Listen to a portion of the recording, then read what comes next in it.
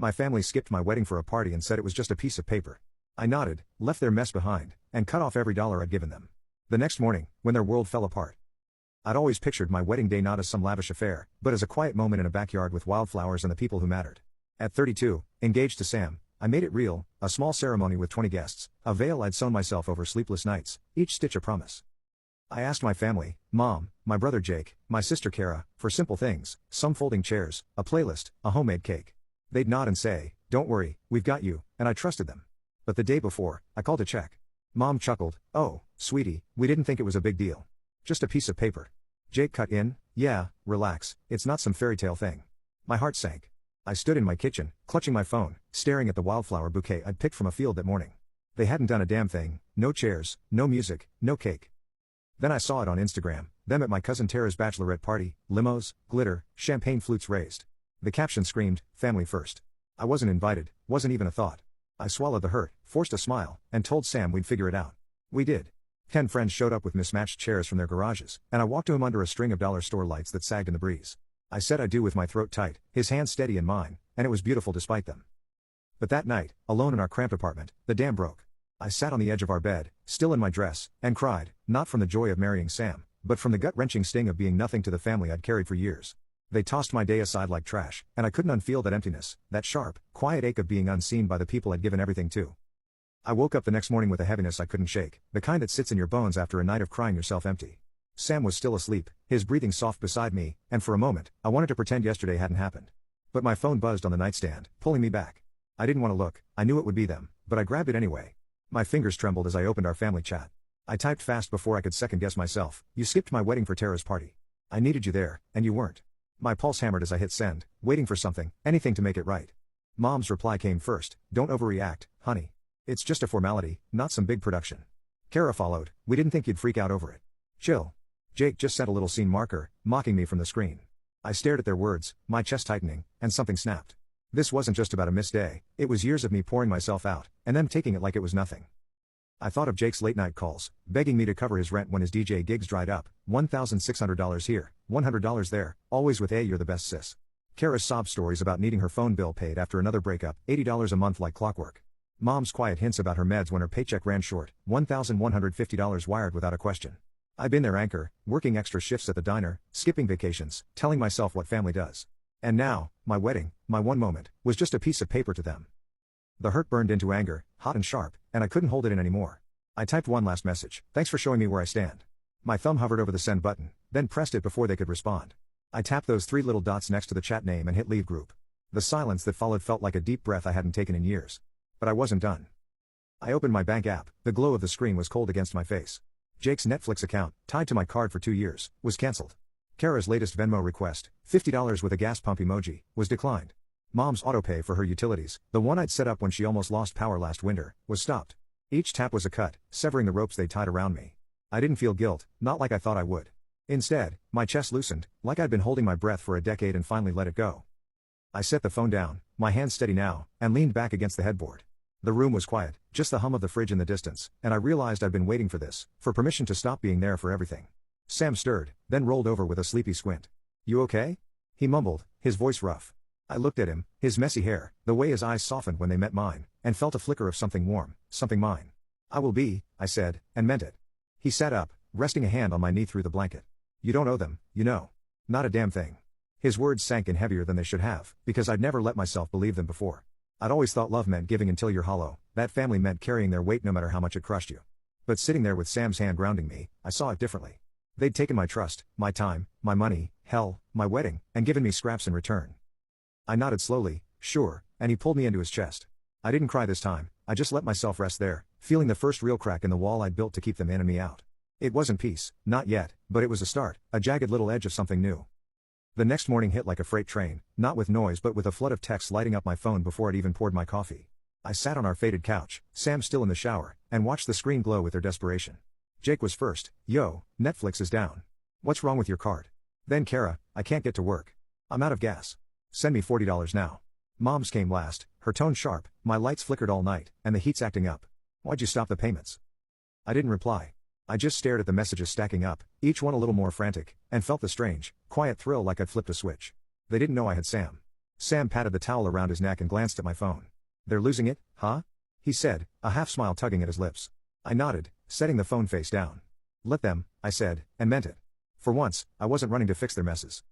Then my phone pinged again, not a text but an Instagram notification. I shouldn't have looked, but curiosity got me. It was Jake's story, a selfie with Tara, both grinning under neon club lights. The caption read, "Real family shows up when it counts." The timestamp hit me like a slap, 8:47 p.m., right when I'd been saying my vows under those sagging lights. He'd posted it last night, hours after I'd left the chat, like he wanted me to see it. My throat tightened, and I scrolled through the comments, cousins liking it, a few yes and heart eyes emojis. No one mentioned me, no one asked where I'd been. I'd been erased, not just from their day but from their story, turned into some footnote they could mock. I dropped the phone on the cushion, my hands clenching into fists. Sam saw my face and sat beside me, his damp shoulder brushing mine. "What now?" he asked, his voice low. I showed him the post, and his jaw tightened. "That's low, even for him," he said. I leaned back, staring at the ceiling, and let the anger simmer. I could have texted back, called them out, but what was the point? They'd twist it, say I was dramatic, oversensitive, like they always did. Instead, I pictured it, Jake scrambling when his Hulu wouldn't load mid-binge, Kara stranded at some gas station, Mom fumbling with a flashlight when the power dipped. They'd built their lives on me, on my overtime checks, my sure, I'll help every time. You can click on share and more to see if there is a part 2. I stumbled, and now the ground was giving way. I'd spent years stitching their safety nets while they danced on tightropes, never once looking down to see who was holding the ropes. And what did I get? A wedding they didn't show up for, and a brother who'd rather flex for Tara than lift a finger for me. The Instagram post wasn't just salt in the wound, it was a knife, and he twisted it with a smile. Sam's hand found mine, warm and rough from his warehouse job. "They're not worth this," he said, his thumb tracing circles on my knuckles. "You've given them enough." I turned to him, his hazel eyes steady, and felt a pang, not just hurt, but something fiercer. He was right. I poured myself into them until I was hollow, thinking that's what love looked like. But love doesn't leave you invisible, it doesn't post selfies while you're PR, promising forever to someone else. I squeezed his hand back, harder than I meant to. "I'm done carrying them," I said, my voice firm for the first time in days. He nodded, pulling me against his side, and we sat there, the phone silent now, their pleas unanswered. Outside, the world hummed, cars passing, a dog barking down the street, but in here, it was just us, and the weight I'd shed felt like a victory. They could panic all they wanted, I wasn't their savior anymore. And that Instagram post only proved why I'd stopped. The quiet after cutting them off didn't feel real at first, like I was holding my breath, waiting for the guilt to crash in. But it didn't. Instead, I sat on our balcony that afternoon, a chipped mug of tea in my hands, and let my mind drift back. I needed to understand how I'd gotten here, how I'd let them hollow me out until my wedding became just a piece of paper. It started when I was 17, the year Dad walked out. Mom was a mess, crying into her coffee, bills piling up. So I got a job at the corner store, ringing up cigarettes and candy bars after school. I'd slip her my pay, saying, "It's fine, I don't need much," and she'd hug me, call me her rock. Jake was 15 then, sneaking out to DJ basement parties, and Kara was 19, chasing some loser who'd crash her car and leave her stranded. I was the one who held it together, the one who didn't break. By 21, I'd saved enough for a beat-up Toyota, while they floundered. Jake spun tracks for empty rooms, Kara bounced between dead-end jobs and worst boyfriends. The ask started small, "Can you spot me $100 for rent?" From Jake, or "I'm short on groceries, just this once from Mom." I'd say yes because they were family, because I could. But once turned into always. I'd pick up extra shifts, skip nights out while they leaned harder. Jake's $100 became $1,000 when he swore he'd make it big someday. Kara's groceries morphed into $300 for fines after she totaled her car drunk, no insurance. Mom's utilities, her meds, her just until I'm back on my feet added up. I stopped counting after $25,000, but I kept a mental list, every late-night wire, every year a lifesaver that faded to silence. They'd praise me, "You're the strong one, the glue." Until it wasn't praise anymore, just expectation. When I met Sam at 29, something shifted. He saw me, not the fixer, not the bank, just me. We built a life in our tiny apartment, and when he proposed, I let myself want something, a wedding, a day that was mine. I told them about it over dinner one night, my voice shaky with hope. Mom smiled thinly, said, "That's sweet, but you'll figure it out, right?" Jake smirked, "Sounds chill, no big deal." Kara didn't even look up from her phone. I should have seen it then, their nods were hollow, their interest fake. But I kept going, planning alone, asking for scraps of help they never meant to give. Kara's wedding was different, her third engagement, a circus of tools and catering. They all RSVP'd without blinking. I'd Venmo'd Mom $200 for gas to get there, not knowing it would be the same weekend I'd need them. My day was too small, too quiet, not shiny enough to matter. Looking back, I saw the pattern, I'd been their crutch so long they forgot I could fall. Jake never made it, he crashed on friends' couches, texting me for Wi-Fi passwords. Kara's messes got messier, DUIs, evictions, and I'd clean them up, thinking it proved I was good. Mom leaned on me like I was her second chance, not her daughter. They took my money, my time, my trust, and gave me nothing but wait. Sam changed that. He'd cook me dinner after my shifts, ask about my sketches, remind me I wasn't just a means to their ends. My wedding was my line in the sand, my first realization. And they couldn't even pretend to care. Kara's night got limos and cheers, mine got shrugs and a slap on Instagram. I sipped my tea, the steam curling in the cool air, and realized I'd been blind, not to their flaws, but to my own worth. I thought love meant bleeding dry for them, that family meant carrying their failures on my back. But it doesn't, it never did. And out here, with the city buzzing below and Sam's laugh drifting from inside, I knew I wasn't going back to that lie. For days after I cut the cord, they showed up unannounced, like a storm rolling in. I was in the kitchen, chopping onions for dinner, when the doorbell buzzed hard and fast. Sam raised an eyebrow from the couch, but I knew who it was. I wiped my hands, took a breath, and opened the door. Mom marched in first, her face tight with that disappointed teacher look she'd perfected. "This tantrum of yours has gone far enough," she snapped, arms crossed. Jake slouched behind her, hoodie up, sprawling onto my armchair like he owned it. Kara came last, tossing her bag on the counter with a huff, her eyes sharp. "You're seriously mad over a little party?" she said, her voice dripping with scorn. I stood there, knife still in hand from the cutting board, and felt the air thicken. They hadn't come to apologize, they'd come to demand I fix their chaos like always. I set the knife down slow and deliberate and faced them. "It wasn't a party," I said, my voice low but steady. "It was my wedding. You chose Tara's night over me after I've carried you all for years." I stepped closer, the words spilling out. "Jake, I've paid your rent, your subscriptions, thousands. Kara, your fines, your phone, your excuses. Mom, your bills, your meds, every time you couldn't manage. I asked for one day, and you couldn't even show up." Their faces froze, caught off guard, but I wasn't done.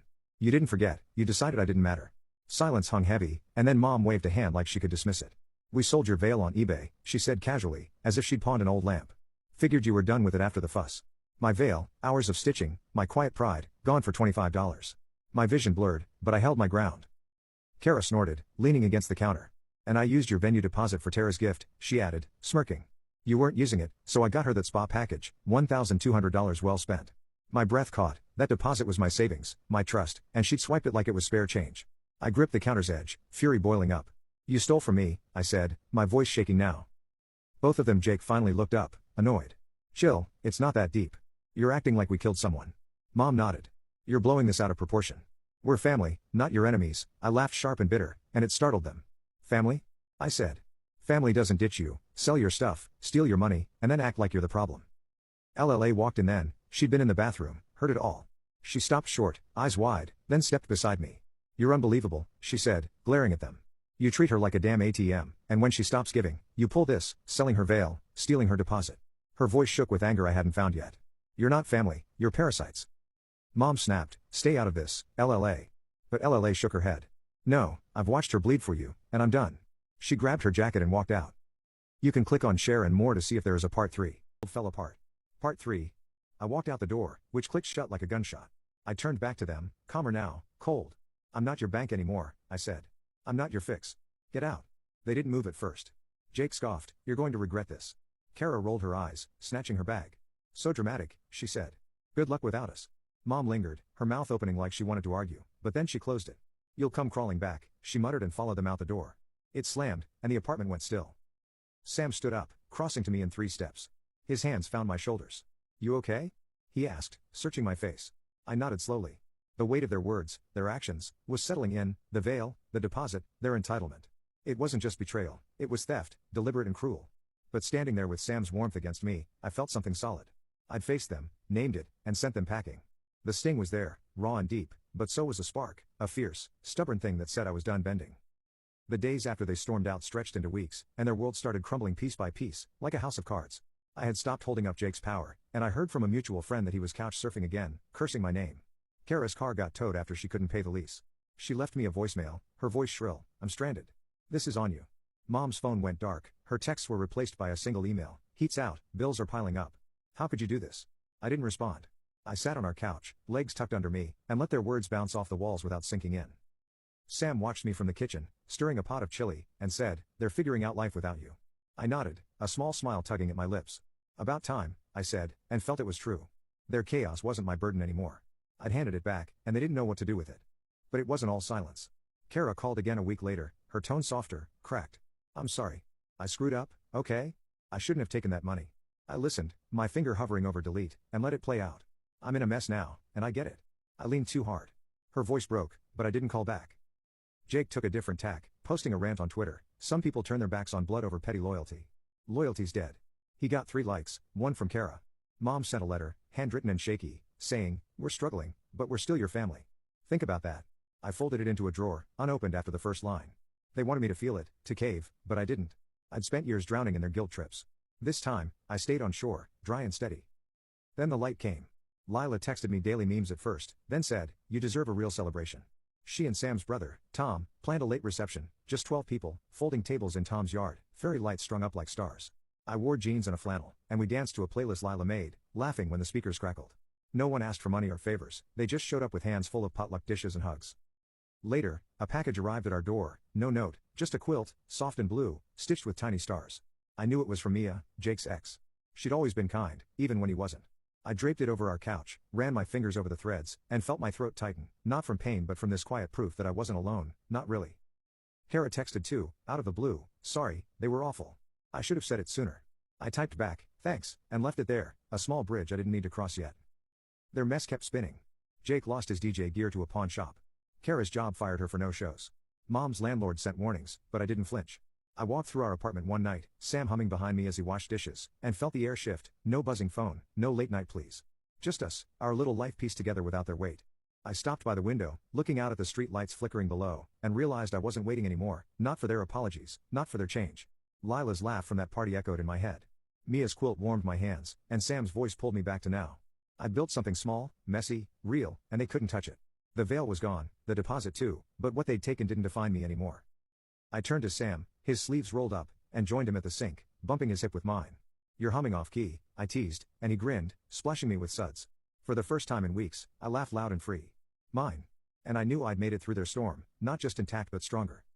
It's been 8 weeks since I shut the door on them, and I'm not just surviving, I'm alive in a way I never knew I could be. The apartment's quiet now, no buzzing phone pulling me into their crises. Sam and I dance in the kitchen to old rock songs, Mia's quilt draped over the couch like a hug. Lila drops by with paint swatches for our walls, insisting teal is my color, and I've started sketching again, wildflowers, faces, things I'd forgotten I loved. The sting of the veil lingers, Kara's theft bites, Jake's post flickers in my mind, but I don't bend. I stand taller, shoulders loose, breathing easy. Kara's texts trickle in, "Hope you're okay, miss you," but I don't reply, not out of spite, just clarity. I'm not her lifeline anymore. Jake's Twitter rants about fake family fade to silence, no likes to fuel him. Mom stopped reaching out, her absence is loud but final. I don't miss the weight they tied to me. If I have a kid someday, I'll tell them the truth. Love isn't a debt you owe, family isn't a chain. I've built mine here, Sam's steady hands, Lila's fierce loyalty, Tara's quiet amends, even Mia's quilted kindness. I'm not the bank, the fixer, the invisible sister. I'm me, whole for the first time. Last night, I stood in our bedroom, the lamp casting a warm glow, and felt it, safety not from promises or backup but from knowing I've got myself. They called me selfish, dramatic, cold, and I took it, carried their labels until I saw them for what they were, lies to keep me small. I'm not the villain for choosing peace, for guarding this life I'm building with Sam. I'm the one who walked through their fire and came out unburned. They're still out there spinning their chaos, but it's not my story anymore. I wake up light, no guilt whispering I failed them. Sam says I smile more, and he's right. I feel it, whole and free. I chose me, and if that's the crime they'll never forgive, I'll wear it proudly. This is my legacy, a spine, a heart, a life that's mine.